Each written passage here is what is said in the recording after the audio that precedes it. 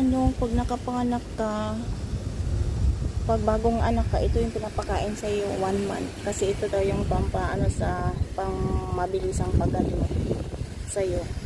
Ito yung siya. Ito dito sa Korean milk. Para seaweeds to siya. Ito talaga siya. Lalaga niya ito sa bawan ng karning baka. Ito. Yan yung kinain ko ng anak ko sa ano. Tapos ito siya. May ano. Katingin nga, may ano dito. Wala, parang may ano dito. Ano mayroon dito? Tingnan, buksan natin. Na. Ay. Kala ko. Ay. May gumalaw kanina. Ay. Ito pala siya. Oh, ay. May isa doon. May isa dito. May isa doon. May isa dito. Oh.